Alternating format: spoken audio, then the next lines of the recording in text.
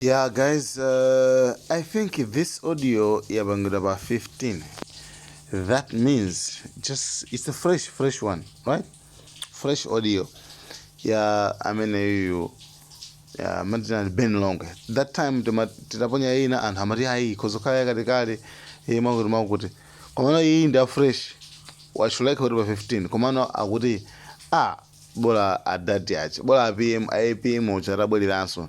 Akuti ndamba nokumvetsetsa anthu akamati bola APM uchara boli lanso chifukwa amen kuchoka nthawi yakamuzi kufika nthawi yapita fertilizer pa 20,000 pompo koma kungochoka kungolowa awawa akuti kwafika pano 5 years sinakwane komwe akuti pakana 135,000 akuti amweni and I think nkulu wamba nokubweramo ndithu guys. Thank you so much Malawian cameras.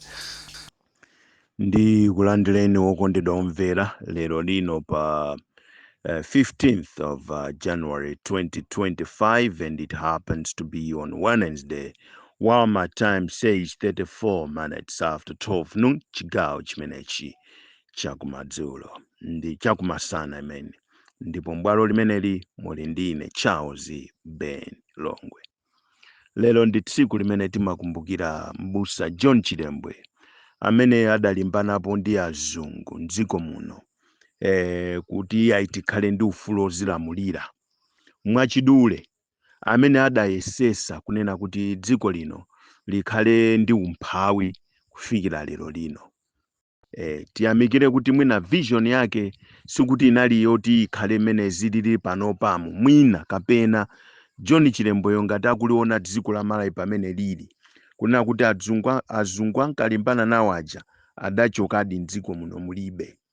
Tilimo tokha nde tokha ikukhala ngati nkhondo sopano, kuzunzana tokha, kumvesana kupweteka tokha, kumvesana kupweteka kotu kuyambira mabanja kufikira maofesi kunsika mpaka na kuzipani, kukafika mpaka na kuboma.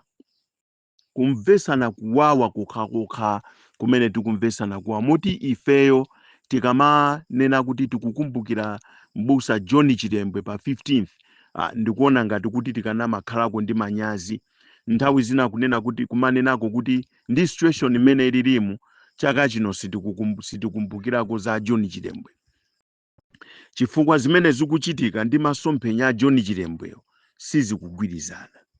Mwayiona ameneyo tikati timverenso ma speech amene akutuluka pa John Chilembwe Day kandi kuchira dzuluko akunena kuti musamangokhala manjalende, mudzigwira ntchito, muzilima. Olimawo azikalima fertilizer ali ndi kunifi kumene anthu amakabwereka ndalama chimozimozi. Olima azilima koma fertilizer ali ku National Bank, olima azilima fertilizer ali ku Standard Bank, olima azilima koma fertilizer ali ku Eco Bank. Ndomana kuti zilimani musamangokhala manjalende. Let me respond to this one. Mudziko muno sikuti anthu salima, sikuti anthu ndi alesi. Akanakhala kuti anthu ndi alesi simukanalipeza dziko limene lililimu. Anthu awawa akhala ma hard workers kuyambira nthawi kaya chitengeni ufulu ozilamulira, nthawi ya kamuzama yendera mbewu, nthawi ya bingu amthalika chimanga chinali mbwepena paliponse. Anthu amene mukuti ndi amanjalende sakulimawa limene ndibodza. Nkhani ndiona kuti mdziko muno fertilizer wadula kuchoka pa 18,000 kapena tingoyika 20,000 thumba mmene linalili nthawi ya Professor Arthur Peter Wamtalika kuzakafika pa 135,000.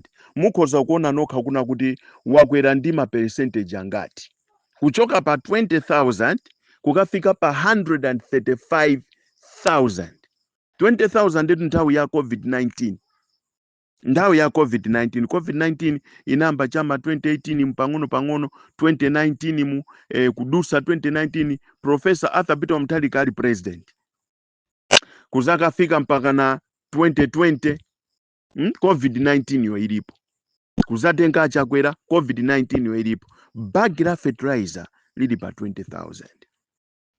lachoka pa 20,000 lero lakhulula lakafika mpakana nde munene kuti kuchoka nthawi ya Kamuzu kuzafika nthawi ya Profesa Arthur Peter Mutharika thumba la fertilizer ukapezeka pa 20,000.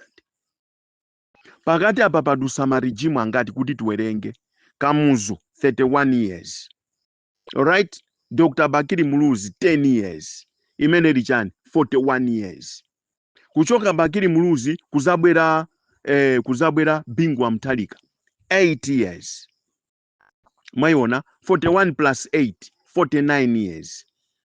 Kuchoka Abingwa Mutharika kuzabwera Mai Joyce Banda 2 years. 49 years plus 2 years, that is 51 years. 51 years kuzabwera Professor Arthur Peter Mutharika 6 years. Imene ili 51 plus 6 imene ili 57 years. 57 years. 57 years. Fertilizer 20,000 watch. 57 years. Fertilizer 20,000 watch. Mwaiona ameneyo 57 years. Kuzafika pakana pamene Professor Arthur Peter Mutharika amnalamulira 6 years. 20,000 kwacha bagi la fertilizer. Kubwera Dr. Lazarus Makathi Chakwera from 2020 kuzafika lero lino 2025 imene sitidakwanisa ngakhale 5 years isidate thumba la fertilizer 135,000. 57 years 20,000 kwacha. 4 years and some couple of months 135,000. I don't know kuti maths anu magwirisa ntchito banji. Komano look at do calculations. Muone kuna kuti pa 57 years fertilizer makwera ndima percentage angati. Thinking about mulimi wa kumudzi ovutika, thinking osati kuganiza kwa iweyo wekha muntu kuti bola ineyo pamene ndilipa zili bwino. Komano kuganiza za anthu ena ake kumudzi for 57 years. Pena pake ndikumakhala ndikumvesa anthu ena ake akamana kuti Professor moja abwerere mboma. Ndikumakhalanso ndikumvesa kuti ngakhale ine ndimayamikira boma ena akamati bola Bakiri Muluzi atabwereranso mboma. Chifukwa zikuoneka kuti ife achinyamata zativuta. 57 years amwene boma loyendesedwa ndi madala okhaokha. Kamuzu anali ndala. A Dr. Bakiri Muluzi ndala. Kubwera ndani awa kubwera Bingwa Mutharika madala. Wachitsikana amayi okha Joyce Banda. Professor Arthur Peter Mutharika ndala. 57 years fertilizer 20,000 kwacha. Kubwera ifeyo anyamata organiza bo within a period of 4 years fertilizer 135,000. Zone naku ayayi nkhondo ya ku Russia, iyayi Ukraine, iyayi Israeli, iyayi Palestina kuti masamuguzisa sapota nkhondo zimenezi. Tikamayankhula ine ndikamayamikira boma ndimayankhula from deep down my heart. Ndipo imakhala ponso nthawi yona kuti boma ndaliyamikira lija ndili success. Kutsutsa boma kusitu kuna kuti boma la Chakwera ligwe 2025 ino. Komano look at the well-being ya anthu kumudzi. Anzano aendesa boma lomwero 57 years madala okhaokha fertilizer ndukapa 20,000 kwacha. Inu kungolitenga 4 years fertilizer 135,000. Kumene tizifika 10 years ndi inuyo kukhala mavuto antundu wanji akulu banji. Mayona Bible limana kuti iwe amene umalalikira kuti musabe, iwe amene umalalikira kuti usachite chigololo, kodi mumabanso inu eni? Kodi machitanso chigololonso inu eni? Funso to Bible limafunsa zimenezo. Talalikira kuna kuti DPP amapanga corruption mdziko mu. Tawane na Professor Arthur Peter Mutharika. Mayona mapanga corruption mumaba. Kwatulusira mafailo ma newspaper ndi zina zoterozo. Komano ifeyo within a period of 4 years. Let us go back. Tione takongola matrillion angati mdziko muno. Anzatu amakongola matrillion angati. If I'm not mistaken, dziko lino linali ndi ngongole yosadusa mwina make 4 trillion ngongole yoka. Kapena 1 trillion or 2 trillion inali yosafika koma panopo within 4 years akuluakulu ndrama zimene tikukongola maiko ena ndikuliyang'ana dziko la thuli kumene kukupita ndrama nobody knows. Palibe akudziwa kuti ndrama zikupita kuti. Kumene kukukagwera ndalama ako kuti takongola matrillion awa kani mabiliyoni awa kumene zikulowako ngati kumene koko kuli achitaka kubomako ndekuti achitaka amene osiyamasewera akufunika madala fapali zinthu zina zake zimafuna madala mosakubisiranitu. Ife achinyamata fe timangoona kupanga matama kumazikuza kumazikweza koma pali zinthu zina zake Bible osati Bible koma akuluakulu akuti akuluakulu ndi ndambo mozimira moto zimeja sizonama ya ndizoona. Pali zina zake situation enake amafuna madala. Mena lira abakiri muluzi muchi tabwera ni kunoko tatiuzeni kodi apa zimaenda bwanji zimayenera zani zikafika papa titani ngati muja zinachitikira za Cyclone Freddy. A president anaziwa bwanji anaganiza bwanji kuti ndiaitana Dr. Bakiri Muluzi ndiaitana Professor Arthur Peter Mutharika ndiwaitana Mai Joyce Banda tione kuti zikatere zimatani. Mai Joyce Banda nthawi yona kuti Tanzania ifuna kulanda nyanja ya Malawija manimva Mai Joyce Banda naitana zisogoleri opuma osa Dr. Bakiri Muluzi kodi zikatere zimatani. Imatha kufika hapo nthawi ina yake yokuti no akuluakulu ali kuti amudzi muno kapena dziko lino ali kuti tiwaitane tiwafunse kuna kuti kodi fuel amampeza bwanji kapena is fertilizer amampeza bwanji zimakhala bwanji. Pa South Africa pompapa amapanga fertilizer, pa Zimbabwe pompapa amapanga fertilizer. Mwayiona imeneyo. Ife tikupita ku UK ndikumakafika mu shopu ya mena amagulisa nyama nunati tabwera kuzagula fertilizer wagulu wa dziko lonse la Malawi mukabucha kakang'ono chonchi. Atone General kokafuna ndalama fertilizer okagulidwa ku UK Atone General kokafuna ndalama kupita ku Germany parallel to the equator.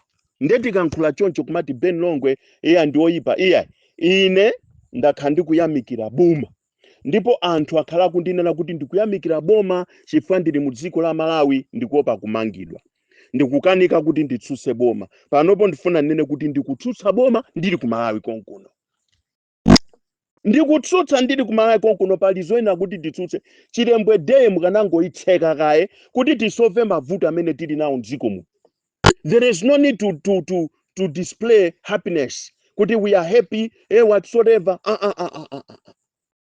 That's not right. Mwayiona imeneyo. Ndrama zikulowera kuti zimene tikumatengazi anthu akuvutika mdziko muno. Dziko linolo ndrama zimene zakati kukongola ka kwa FM kandi kuti kama banki anji kama iko anji ndrama zimene zikanakhala kuti zonse zilipo dziko la Malawi bwezi litalemera pakaleba aliyese bwezi akusangalala.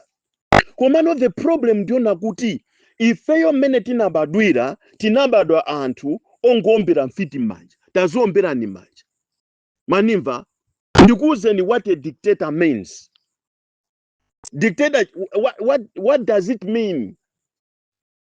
If I might explain here, dictator means what? Dictator means worship me or else I kill you. Manimve sesa, worship me or else I'll kill you. That's dictatorship. There is no any other term imene muntu akoza uchita describe the meaning of dictatorship. Dictatorship means worship me or I kill you. Two things. Mwayiona imeneyo. Worship me. When I was in South Africa, boma lacha kwera limandisaka ku South Africa. Ndikumalemba ma warrant of arrest mange na amene yabwere kuno chifukwa choti ndi matsutsa boma. Ameneyo mange na zibwera kuno. Pa media pa ndikumayitanidwa kuna kuti iweyo tabwera kunoko ku Malawi kuno uziza tsutsa boma ku Malawi kuno tione ukabwera kuno tizakunyenya. Ine nachoka ku South Africa kubwera kuno nkumayamikira boma Palibe wandi saka, palibe wandi funafuna. Chifukwa chani, I'm worshiping the government. I've been worshiping the government. Kuyamikira boma ndizina zotero. Chifukwa chani, chifukwa kuti ndili kuno, ndikuyamikira boma. Palibe wandi saka, palibe wandi funa. Nimayenda mwa ufulu, mopanda vuto lose, paliponse ndi maponda. Chifukwa nimayamikira boma. Mwanimvesesa? That's dictatorship. Worship me or I kill you. If you don't worship me, I'll kill you, die. If you don't worship me, uona nyekwe, that is the exactly. Ineyo mutu mwanga umu, munazaza zinthu, how do I handle issues? Ndimalera kuti anthu azinditukwana, azindinyoza, andivule, andipola mesa, andiyang'anise mutu pansi miyendo mwamba. Ndifuna ndione kuti kodi mmene ndabwerera kunoko ku Malawi kuno. If I worship these guys, kumapembeza, awawawa ndiyanyoze kai, ndiyathire mphepo, ndiyathire zindizi, ndiyanyoze, tione kuti zikhala bwanji. Ndisakidwanso kupeza kuti ayi. When you are in that status, palibe amakusaka, palibe amakufunafuna, you move on, you move freely. Umayenda mwa ufulu mwa mtendere, pena paliponso maponda. But if you stop worshiping, see the results. That is what is happening here. Mwayiona imeneyo? Ndimene ilili dictatorship. Worship me or I kill you. Mwayiona imeneyo? Let me tell you guys. Ine ndifuna ndinene pano chilungamo. Chilembwe day kwa lerolo ikanamba kaya tsekedwa kai. Titseke kai chilembwe day tikonze mavuto amene ali muno. Mavuto ali muno akufuna chuma. Akufuna ndalama, afuna kusa. Funso, kodi kusa imene takhala tikukongola ndalama zimene zakhala zikupita kuti. Chifukwa chani dziko lathu lidakali movutika kuposanso nthawi kuti kuvutikisisa kuposa nthawi ya Professor Arthur Peter Mutharika, kuposa nthawi ya Mai Joyce Banda, kuposa nthawi ya Malemu Bingwa Mutharika, kuposa nthawi ya Dr. Bakili Muluzi. Why are we suffering? Zikatero choncho tikayamba kuyankhula choncho tikonzekere kugula maloya ndi zina zotero kupita mabwalo a milandu. Mikuyu prison ija ndekuti itseguka, Maula prison itseguka, Chichiri prison itseguka, chifukwa choti chani, chifukwa chonena kuti I have stopped worshiping. Mwayiona amene, for the whole year I came here January, February, March, April, May, June, July, August, September, October, November, December, worshiping, praising, worshiping. No one hunted for me. Koma mene nali ku South Africa, ndimalandira komweko kumandira ma threat ndili ku South Africa konko because ineyo ndimatsutsa boma. Abakili Muluzi aja atakhala kunena kuti Abakili Muluzi TV atembenuka lero. Ndikuyamba kumayamika boma. Ndifuna ndikuze ndiboma silingachite spend 5 billion kumasaka iwaje. Mwayiona imeneyo izithera pamenepo zosaka. Komano, let me tell you, what kind of a government in a democratic country that does not need to be criticized? Musadisu say, ife tukwendesa bwino zinthu. Inutu mukuoneka tuzipanza. Let me say it this way. Mukuoneka zipanza. Antuonenepa. Anamaja bwino. Even akapambwe mulenga anzatu. Amene timaona kuti awa ndi akapambwe mulenga. Akuchita kuoneka kuti panopo asamba. Ageza. Zituza kuponya pa social media. Tikuona kuti anthutu asamba sopano awa. Mwayiona imeneyo? Koma anthu akuvutika mdziko muno. People are suffering in this country. Zinthu zavuta zafika pona kuti anthu amabwera ku misonkhano aja amafuna 2000 kwa chama passage. Not kuna kuti there is good governance in this country. Chifukwa tikamakuza nisimamba maona ngati kuti ife timadana nanu. Koma this audio does not mean kuna kuti muluze zisankho, the campaigning, whatever. Let us solve the problems in this country. Let us stop threatening each other. Tieni tikonze dziko la tuli. No. Sitingaende kuyambira 2020, 2021, 2022, 2023, 2024. Mpaka na 2025 wo mpaka na nthawi ya zisankho kufika D. tikulimbana ndi azibusa amene akutitsutsa. Azibusa amene akutitsutsa kuamanga. Ma members of parliament amene akutitsutsa kuamanga. Wina aliyense amene akutitsutsa mpaka kumanga shumba weni shumba weni, kumanga shumba weni nditu kulowa nditu ukakhala kumaula. Ndikumamuyankhula daily shumba weni kumanga. Makosana, let me tell you, if we are still in a democratic country, we need to resume our freedoms. Maufulu amene aphwanyidwa, we need to resume them. Ngati palibe njira yochita resume, tiunikirenso kuna kuti tingachite bwanji kuti tibwerere ku 1993. Zisankho zapa 16 September zisadachitike. What do we do so that we go back to 1993? Let us not focus on the 16th September. Let us not be blinded. Tiziyangana pa 16 September. No, let us go back to 1993 and find good ways of how to redeem this country and resume our freedoms in this country. Mwaiona imeneyo? Ziko iliri anthu akuvutika been here. Kumamizi kuyenda mbali mwa nyanja umu, kumamizi kupita kumuzi kuona kuti koma dziko ili anthu akuzunzika, atozunzika anthu. Chilembwe Day inayenera kuti yimekayi tikonze dziko lathuli. Our problem is not Chilembwe Day. Our problem is the problems that has occurred in our country. Mulunguso akuoneka kuti wakuya nalo dziko. Pena pake ndikakhala phe ndikuona kuti no, somewhere somehow God is angry with this country. Benongwe mwakuti zikuoneka ngati kuti iweyo mutu wako sukugwira ine wanga sumagwira kumene. Iwe kuoneka ngati ozelezeka kuti ine nazerezeka kalekale ndinozerezeka kumene. When something is wrong, ine ndimayankhula what is wrong. Ndimanena chimene chalakwikacho kuti chalakwikacho ndichi. Ndipo sindisamala kuti ati onditukwana anditukwana bwanji, ndipo ondiyimirira ndikamatukwanidwa ndimakhaso ndilibe.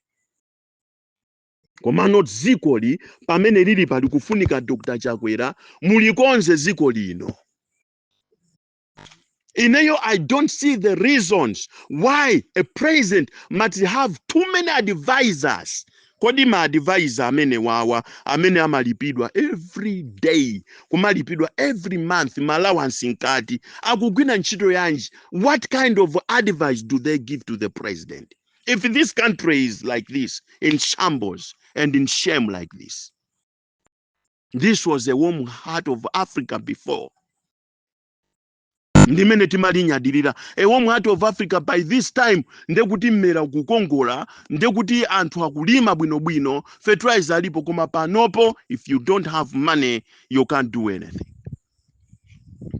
Anthu to amakhala nditwe ka 20,000 ndikukagula fertilizer, akakhandi 100,000 ndekuti ali ndi mabage 5, akuzoti mabage anga 5. Akakhandi 200,000 amadziwa kuti ndili ndi mabage anga okwana 10. 200,000 mabagi 10. Panopo mabagi 10 ndi 1.3 million. 500,000 kage pamwamba. Ka 5,000 ka 500 kandi ka 50,000 ya pamwamba. Mabagi 10. Amene anthu amagula mabagi 10 iwo 200,000 kukhala so ndi change. Change kupita ukagula mabagi 10 aja ndikukhala ndi change kugula zakudya, kugula nyama, kugula cha ndikumabwera ku nyumba. Lero lino mabagi 10 ndi 1,350,000. Mabagi 10 a fertilizer. This country is ndinene kuti corruption of this country is moving in a fast lane. Corruption of this country is moving in a fast lane. Katangale wa dziko lino watenga fast lane. Chimene chandi kuisa ntiona kuti anifi apezeka kuti iwo akungongoza fertilizer. Amutenga kuti anifa kutiitana ifeyo ma activist bwerani kuno tizakupaseni mawadi on drama zake ziti zimene amapereka kwa ma activist drama zake ziti tikayankhula choncho ndekuti Longwe ubwere usapereke umboni within 48 hours zimatero tu kuopsezana kwake dziko linolo tikuopsezana ndi maunyolo chifukwa chona kuti our freedoms have been jeopardized. Tionesesa ineyo Ben Longwe tionesesa tinakusiyana ena inu kuti tapangani tikuoneni kuti mmadani. Tionesesa kuna kuti our freedoms have been resumed in this country. The issue is it's not all about talking and arguing on social media. The thing is actions. Whenever we're gonna get our freedoms back, we're gonna get them. Ka United Nations itithandize ma freedoms athu apangidwe resumed in this country. Kumamangana pazifukwa zandale ndizina zotero, that's not freedom, that's not democracy.